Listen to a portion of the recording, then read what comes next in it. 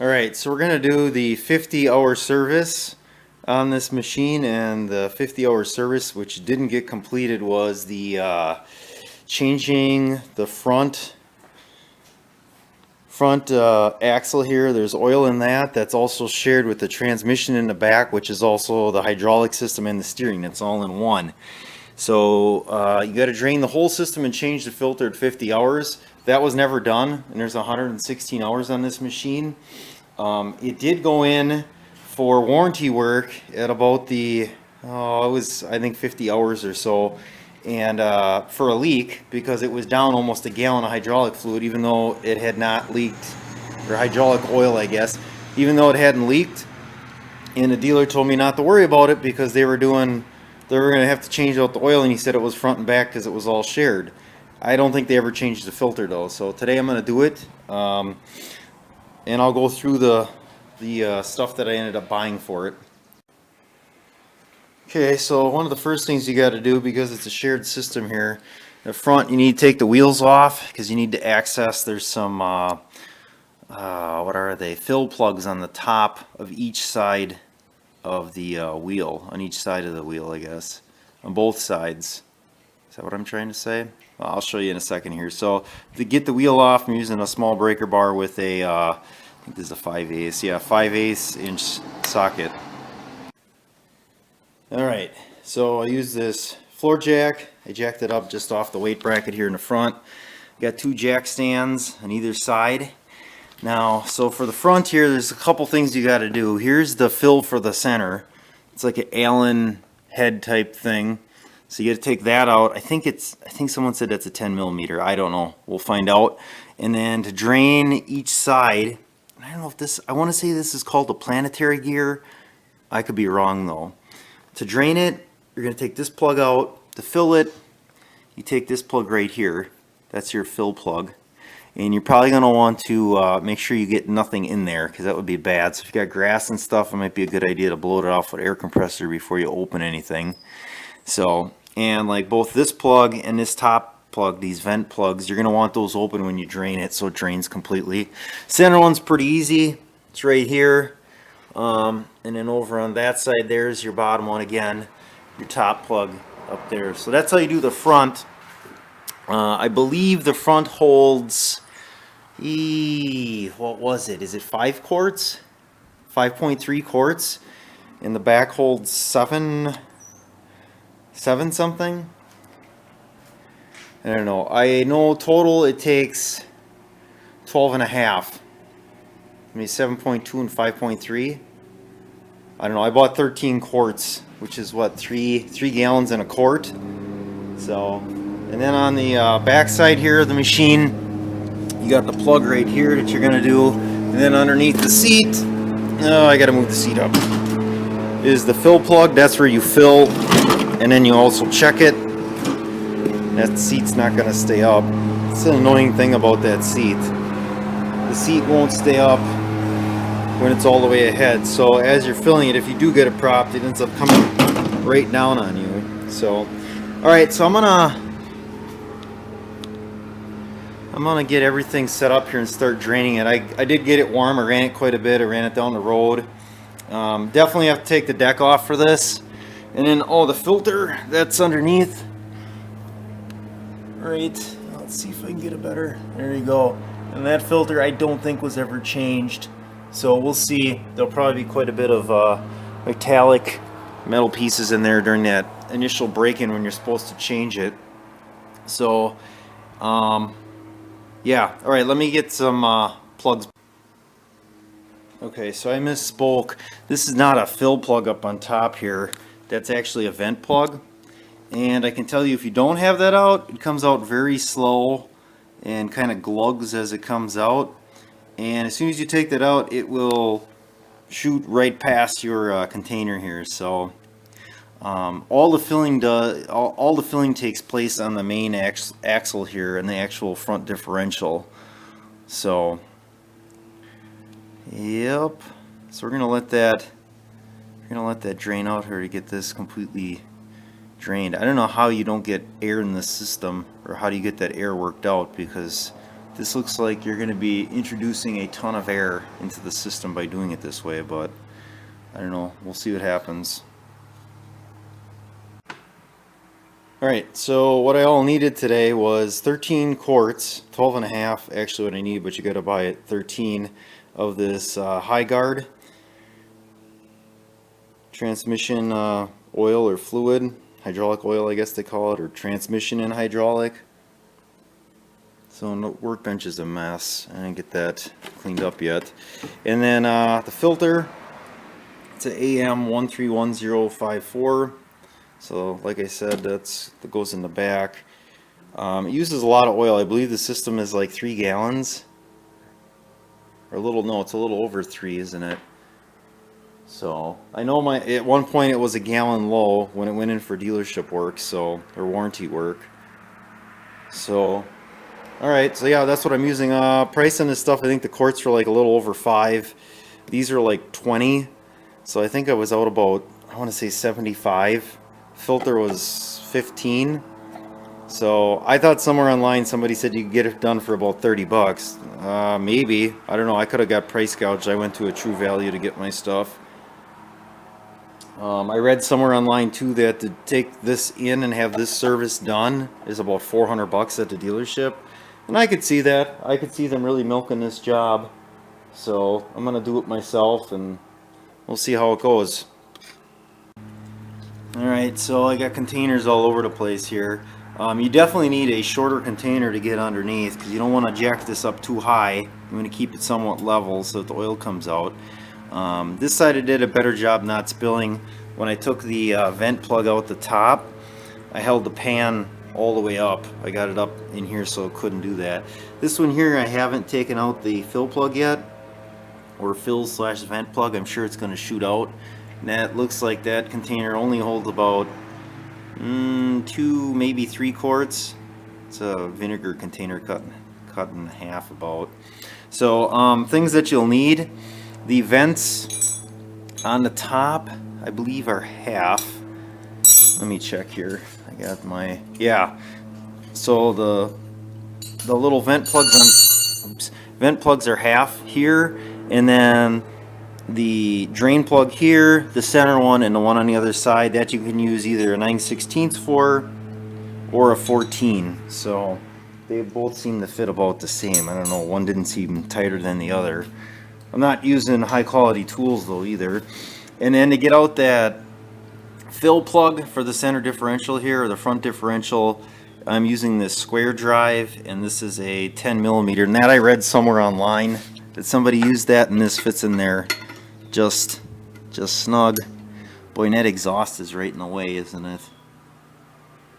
That's ingenious there on how they did that. I suppose you could use an Allen key to maybe to get in there. So I'm gonna try. Actually, I should move my big pan in the center. So I'm gonna try cracking that. I just got this on a 3/8 drive. And I could try putting it on a swivel too. All right, let me see if I can get this cracked open. Alright, so it's definitely messy, especially if you've never done it before. There was hardly anything that came out of the center, which is good, I guess, because it all comes out those two ends, which was quite a bit. Like, I was surprised how much came out. Also, make sure you got adequate oil storage. There's definitely 3 gallons of oil that came out of the system. I'm not 100% sure how big my oil catch pan is here, but I can tell you when I dumped the back here and I had it come out, I was like, holy cow, that thing is getting full really fast. So I put the coffee container underneath it, and I took this oil catch and I started dumping it into my containers here. And I didn't dump it completely because I'm like, I better get back to it. And by the time I got back, that coffee can container was completely filled to the top. So drains out pretty good. This one didn't have as much issues of draining with the dipstick or fill plug being out. It drained just fine.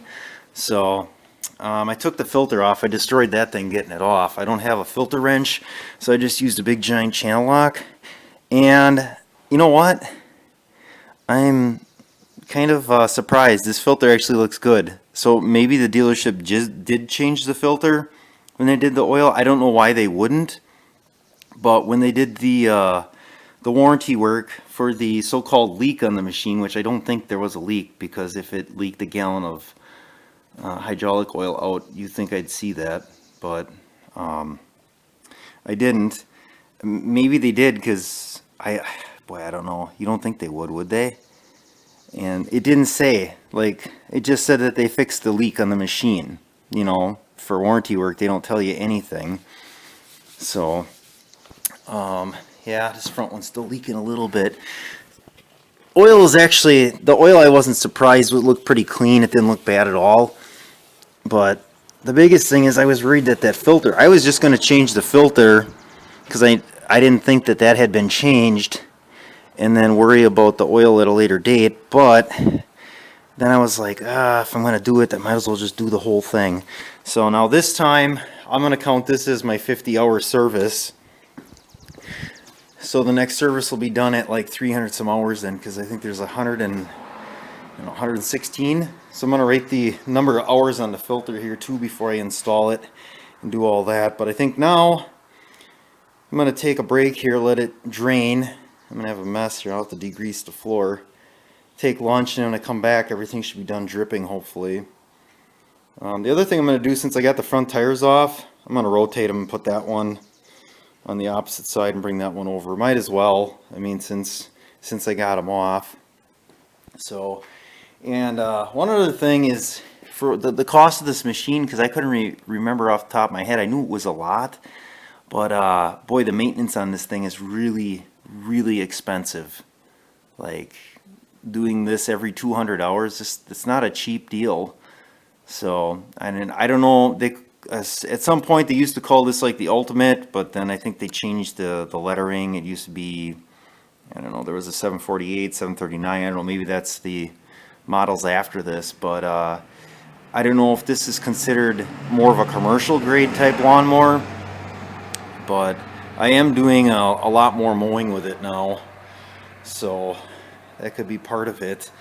I picked up a little mowing job down at the plant. I got about, I don't know if it's 3 acres of grass. He says it's 3 acres, but it takes about 2.5 hours to cut. So, and I figured, well, if I'm running all those extra hours this year, I should probably make sure my oil and everything is up to snuff. So, all right, like I said, I'm going to let this drain. I'll come back and then I'll show you what I do to get everything put back together. Oh, I'll show you this. So these are all the those are all your plugs that you take out, plugs or fills or vents. So it's pretty extensive, and the owner's manual's got a pretty good pictures and diagrams in here to show you what you all need to do, and they got everything pretty much marked, so that's nice. So yeah, and it says, yeah, 5.3 for the actual, must be the back, and then is it the front? Transaxle oil 7.2. Oh no, this must be the front. The front must use that 5.3 quarts and the back must use the 7.2. So that'd be what, 12.5, yeah. So, alright, I'm going to take a break here. Alright, so I'm getting ready here to fill the front. I'm going to put the rear drain plug in here too, so all the drain plugs will be in. To get out the rear drain plug, I use this setup here, just a 1/2 inch ratchet with 2 extensions, and then it was a 17 millimeter socket. So that's still dripping a little bit in the back here, but not much, pretty slow. So I'm going to put that in, and then I'll show you how I have it set up in the front for filling.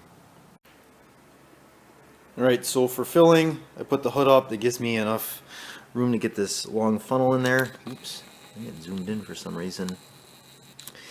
And then I'm going to start with this gallon container. So it takes 5.3 in the front. I'd rather use all my quart containers for when I get down to the adding a smaller amount, so I can kind of tell. So yeah, and I don't even know how you check the front to make sure you got the right amount in. There's no dipstick as far as I know, and there's no like plug you take out to check the level. So alright, so I'm going to throw this gallon container in there, and hopefully I can pour it in as fast as I want without like getting airlocked. The other thing is it says to leave these vents open, so make sure you leave those off. You can put the plugs in, so I suppose when the oil goes down, there should be no air trapped in the system, hopefully. All right, so I did pre-lube the filter a little bit. At least it's in the actual filtering paper or whatever. You can't fill it all the way up because you're putting it on at like a 90-degree angle here. So I'll show you what it looks like underneath. So that's where it goes on. The center part actually was loose, this part right here, and I actually unscrewed it and a little bit more oil came out. Obviously they had the filter so tight that it unscrewed that adapter there, that little threaded piece. So let's see if I can do this.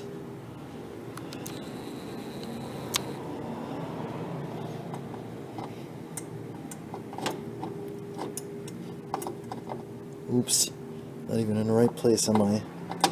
There we go. And it says once it makes contact, you're supposed to go like 2/3 of a turn or something like that. I'll tell you this, it took a lot of force to get that thing loose with the channel lock. Oops. I really need to get a better camera for this type of stuff. Or at least a mount. I don't know. I'll check it for leaks. It doesn't pay to go super tight because it seems like once those things heat up, they...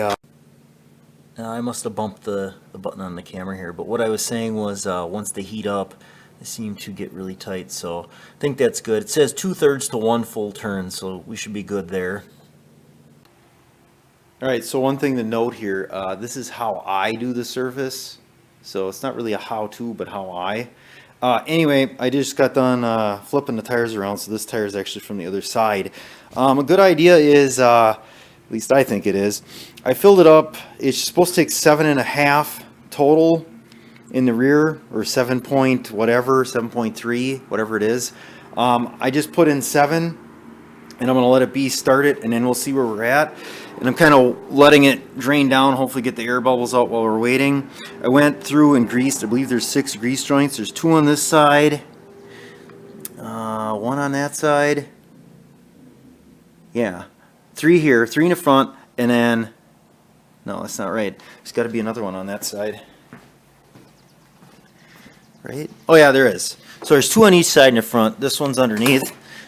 Here, there's 1 back in here, 2 on that side, and then the drive shaft that actually runs the transmission, there's 2 on there on that universal joint.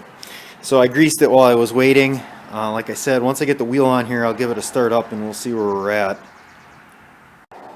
Alright, so we're to the point now where we need to start the engine, check for oil for leaks, return the seat to the operating position, and we're going to apply the brake and cycle the transmission forward and reverse 3 times to ensure proper circulation. Stop engine, wait a minimum of 3 minutes for transaxle to get cold, check oil level. So, I don't know, I guess you leave the brake on. I don't know, I guess I don't understand the whole thing, why the brake has to be on when you press it. But, so we're going to do that. I did check the level in the dipstick and it is showing high. But again, you know, that filter's not full. There's a little bit in the front, according to what it says in the book it should need. And I didn't put the last 0.2 or whatever it's supposed to be. I'm about a half a quart low total from front and rear of the machine, but it's a shared system. So we'll start it up, do that, and we'll see how it works. I'll set you up on like a tripod or something. Alright, so we're going to try it. So like I said, I've never done this before, so it'll be interesting to see what happens.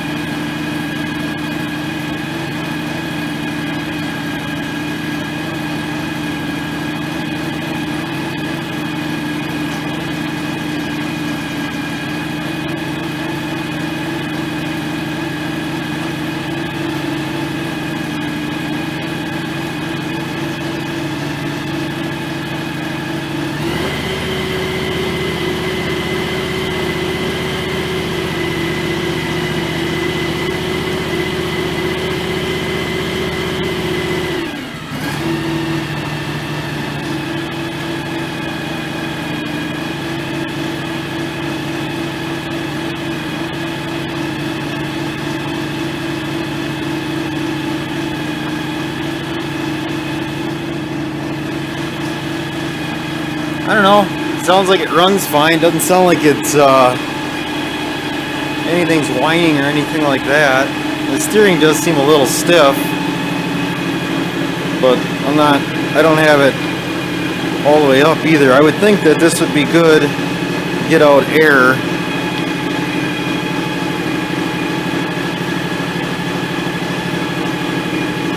Yeah, I'm not really sure on this.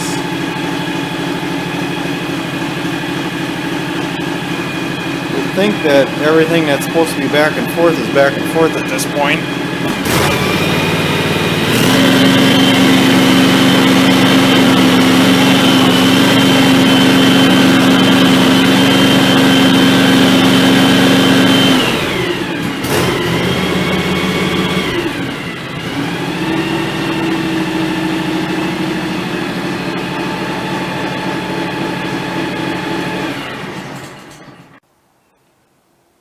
Alright, so the tools you're going to need for this project, the impact is optional, but if you want to take the front wheels off quickly, I would use that. You'll need a 5/8 socket or a breaker bar. I used a breaker bar to take them off too. Long extensions with a 5/8, nope I lied, a 17 millimeter. That's to take the main plug out in the rear of the machine. We got these two here. You're going to use I believe it's the half. I don't know, it's a combination. It's either half or 9/16 to take out the front plug, or the front plugs. And then the 12 millimeter is to take out the vent on both sides in the front wheels. This 10 millimeter works okay. That's the fill in the front, to take out the fill plug, which does have a rubber O-ring on it. It's hard to get in because of the exhaust, so I actually used this adjustable pliers and just gripped on the outside and turned it, because like I said, there's a rubber O-ring, so it doesn't go very tight. Otherwise you could use like a 3/8 drive on that. This is my oil filter wrench right here, channel lock. You'll need a floor jack, you'll need some jack stands as well, and then an oil catch that is pretty big, a rather substantial size, because you will end up with about 3 gallons and a quart of oil that comes out. So, alright, there you go. This is a tools that you'll need for a transmission oil filter change. Alright, so it's just above half of a quart, so it would be 12 and I'd say half quarts. Yeah.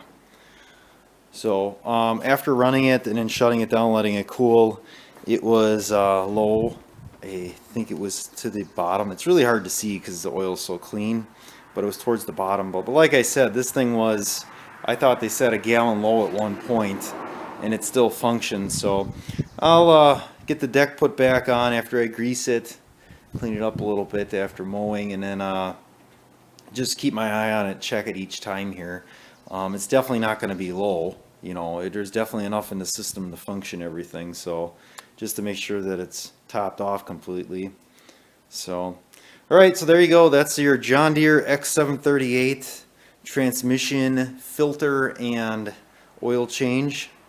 That would be your 50 or 200 hour service, and I'm sure it's similar to any type of John Deere machine like this that's got the four-wheel drive system like this.